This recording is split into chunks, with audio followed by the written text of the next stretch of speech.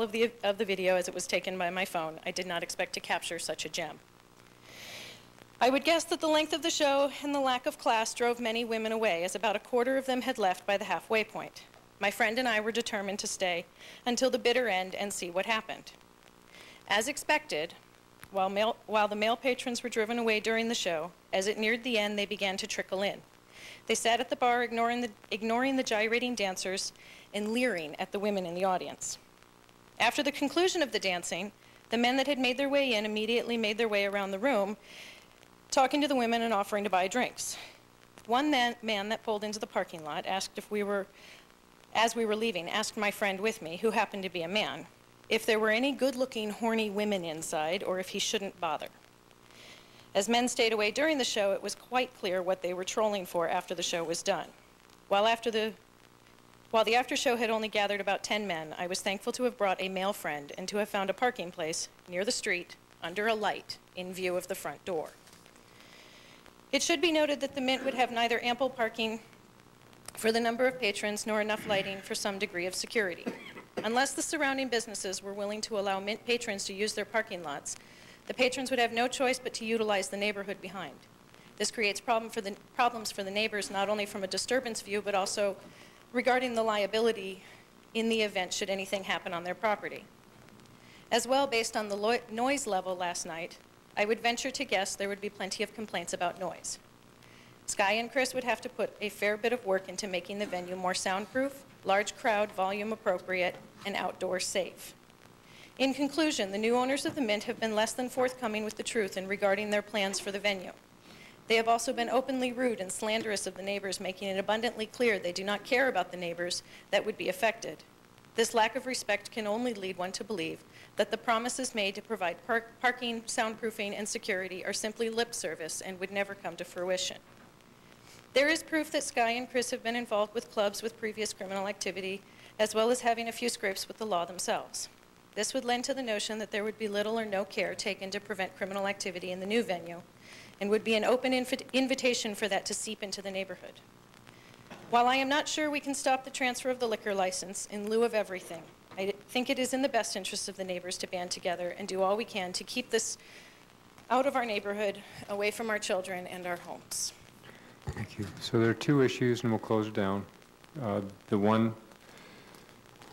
There are places in this city where we have appropriately zoned for that kind of activity.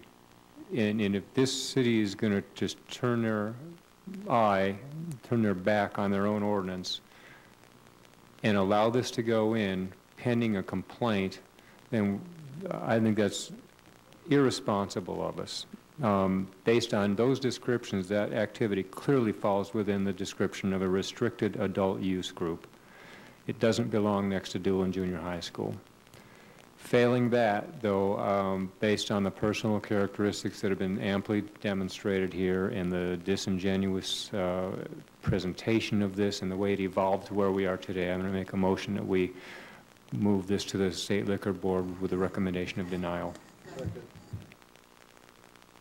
Any further discussion? Hearing none, all those in favor of the motion to deny the license, say aye. Aye. Anyone opposed? All right. Thank you for coming in. Item 6. Call to the audience. At this time, any member of the public is allowed to address the mayor and council on any issue within the jurisdiction of the mayor and council, except for items scheduled for a public hearing at this meeting. Make sure you've read the information on the back of the speaker's card before making your presentation. Speakers are limited to 3-minute presentations. Call to the audience is scheduled to last for 30 minutes.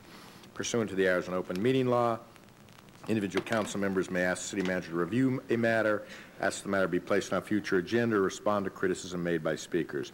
However, the mayor and council may not discuss or take legal action on matters raised during call to the audience. We do have a few cards tonight, so let's get started. We will start with Ken Johnson.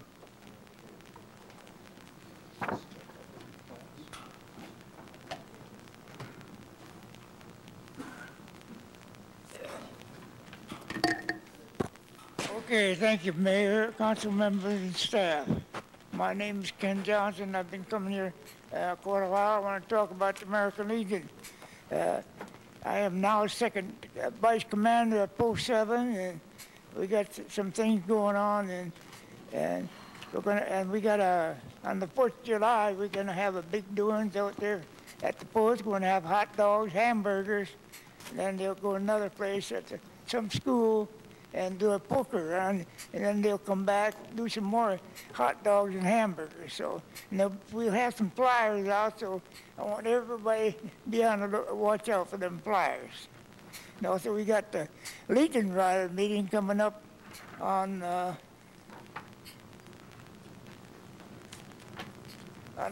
30th of this month at 10 o'clock in the morning. So that's on a Saturday. So, and also we won't have no meeting with the Veterans Affairs until September again now. So, and also at the post, we're looking for workers. We need workers. We're not going to have no meeting, but we're still going to have the executive board meetings. I'm the chairman of the board. So. Anybody wants to come out, you don't have to be a member and wants to help out and do a little work, you can contact the post at 622-8703. And I want to thank the mayor and everybody else here for cooperating with me, and I hope we can have a good 4th of July and a safe 4th of July. Thank you very much. Thank you, Mr. Johnson. Yolanda Herrera.